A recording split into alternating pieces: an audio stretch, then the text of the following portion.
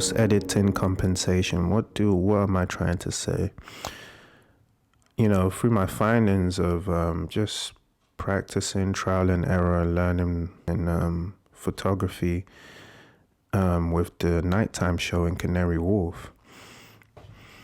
This is the installation, by the way, just before I start explanation. So in my screen recording, this was the first image I took. This is Lightroom on my iPad. And me going back to all the changes I've made since the original, as you can see. So this is the original. This is literally straight out from the camera in RAW, before I've even touched or edited it.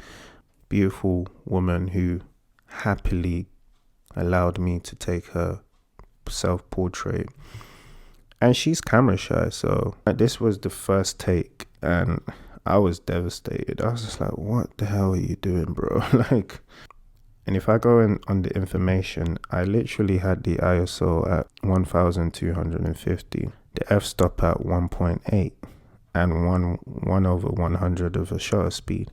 And back to the original again, this, I just instantly thought this was unusable. But this was the premise of me saying that the compensation of what post-production does, for instance, using Lightroom, it allows room for error. And if I do go up, as you can see, the image gets more exposure, because these I've had the opportunity to just simply drag the exposure key. Before I knew it, I could use the image. This is my current edit, and if I zoom in, I still have detail. There is no noise introduction. There's not, it's visible. It's almost like post-production Lightroom is telling me, yo, bro. So this is what happens when you f up. But don't worry, I have your back. It's okay. I know you're a beginner. It's okay. So the fact there's room for compensation in your errors when you're taking the photo from the original, right? I didn't do no fancy editing. All I did was simply click on light and drag the exposure to plus 3.02, and it instantly made the image usable. And this is what I'm talking about. You're practicing, you're trying to get it right within 3 takes.